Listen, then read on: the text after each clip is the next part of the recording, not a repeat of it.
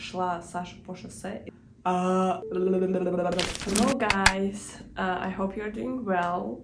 I am here today finally. I brought myself together to film this video. I want to wrap up 2024. Also is 25th of December. We don't celebrate Christmas, but who does? Merry Christmas to you. Merry Chrysler. I hope the new year brings you only good things, good health to you and your loved ones. So yes, let's go. Okay, back to our topic. I don't think that I want to do like a classical wrap up saying like what this year brought to me or for me, or what I learned or whatever it is. For example, I have my board. I had my board for 2024 and I would say lots of things didn't happen. But also some of the things did happen actually. For example, I went to concert of The Rose, see my babies. I went to see them even though there are only 4 of them. I did buy some shoes. This part as well, I'm confident, strong and successful. I thought that I will get to 50k followers on Instagram and I have 300. This is so funny. There was lots of pics with my partner that I imagined. I don't think that we kind of had a proper vacation this year because I went to see my family this summer. But in general, I would say that this year our relationship got even better. They were always good, but it's just like, you know, this second phase or whatever phase it is of honeymoon. I think that we now share so much intimacy, so much more intimacy than we did when we just started dating or started living together, got married, blah blah blah, moved here. So I would say that now our relationship solidified even more. Knock on wood, knock on wood. Next, what is next? Food. Did I do something special with food? I don't know. Oh, by the way, this part, study. I did study, and I also did go to our national library here in Czech Republic, which also kind of seemed had the same look. So also came to my small corner.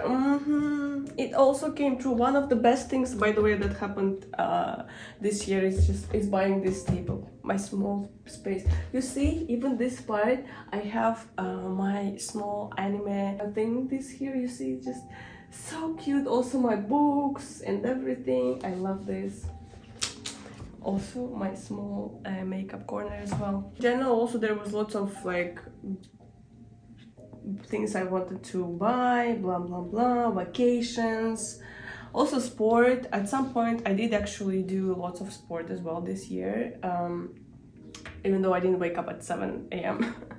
but I did different things. But we are coming to the part that is, I think, I will put it back, and now we are coming to a part that is maybe a bit hectic, because everything that I put here, everything went well for the first half of the year.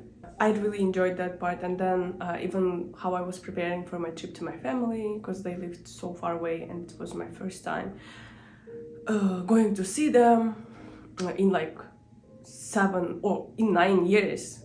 I would say it was my first time flying to their place and see how they live. So the preparations and everything was, but then I think I didn't consider one small part, that I have so many childhood traumas. And apparently, just so you would understand the timeline, everything was good till summer, and then when I came back, it was almost September, and since September till almost nowadays, this part was horrible. It was so bad, not in terms of like outside of my life, but in my head. Mentally, I was going spiral crazy. Like it was bad. At some point, I would say in November maybe, I got to the kind of state that I was trying to harm myself. And in this moment, I realized that I need I need help. Let's be honest, I need help. And it was so hard to write to my therapist asking and saying like, you know what, I think that things are getting worse and I need help. I spent, I would say, a whole hour maybe to write it down. I was crying and I was feeling miserable and I was terrified, I was scared. I don't know what I was scared of, but I was like, ah! But I did write. And I think I'm so proud of myself that at that time I managed to go outside of this feeling and managed to send this message and ask for help, because it was one of the best decisions of this year. And then I go to this therapy session, and it turns out that apparently after going to this trip to my parents, I was re-traumatized. Which is so crazy because I didn't know that. I only went to 2 sessions because, again, intervals, I need them, I need to understand, I need to analyze myself a lot of things. For the context, why I was re-traumatized apparently, because I grew up in a very unstable environment. I saw with my own eyes domestic violence. In general, besides violence, I would say that the temper of my parents are very different, are very like explicit. At some point they might be very angry or very happy, and so it was always something very like drastic changes. And I as a child had to balance between all of the things, also to learn how to predict the behavior, predict the patterns, and how to control myself, so like I won't anger them or whatever it is there. And that is why when I went back to my parents, apparently my inner child was like, why are you bringing me back to this unstable environment? In the end of the second session, my therapist said that I have symptoms of PTSD. Yes. So that is why when I went back to the environment that traumatized me, I was re-traumatized again. I honestly didn't expect to hear this stuff because you never kind of imagine yourself as a child being that traumatized, to have PTSD because of your family. It was heartbreaking, honestly. I was heartbroken, I was sad, I cried a lot as well about these things, because you never think that your own parents or your own family can do such bad things to you. And I'm not blaming them in this way. It's just like life happens, and they know this. They tried their best. They also grew up not in a very healthy environment, so it's not direct blame on them. It's just how life and tables can turn, that you will have such terrible things happen to you because of the family, even though they tried so hard. It's just like how things unfold, and you're just like, oh. And maybe this actually was meant to happen, because now I'm more attentive to myself, not in a kind of, it might sound selfish because I think about myself too much, but also to see the world as it is in a beautiful way, be content, be happy in the present. I have to learn how to embrace my inner self and create peace inside as well. This is the highlight of my year, that I would say priorities in my mind shifted so much in just span of half a year, just like maybe even span of a month.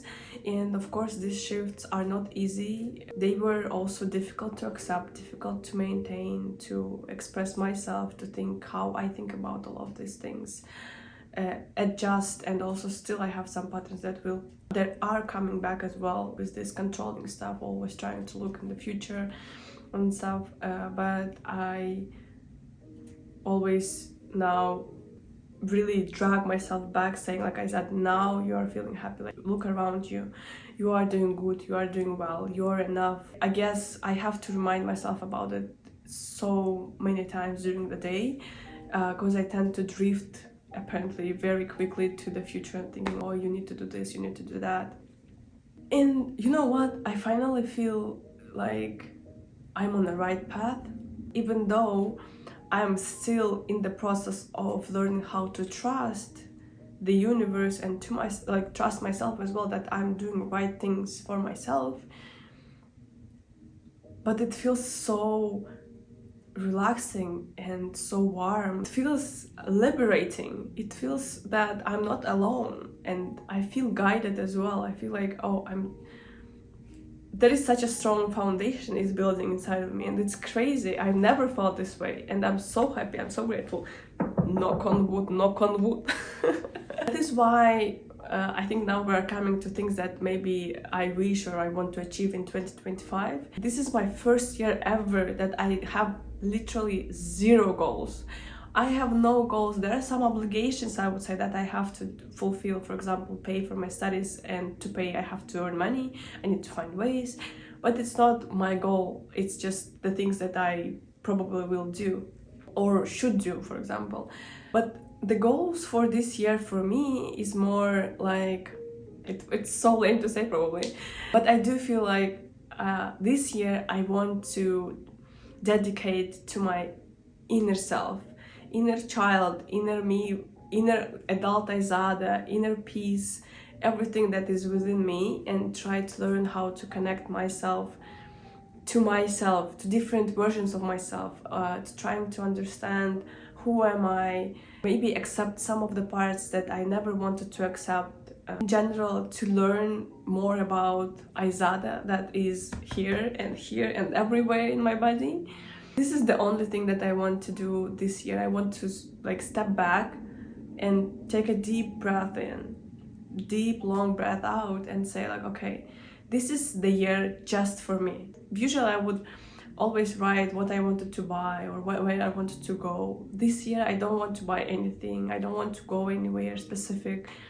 I'm content as I'm living now, but I want to dedicate a whole year just to be with myself, not judging, not saying like you didn't do this and you didn't do that, not saying that I'm not enough, or like doing things or always trying to control everything just like this, crazy.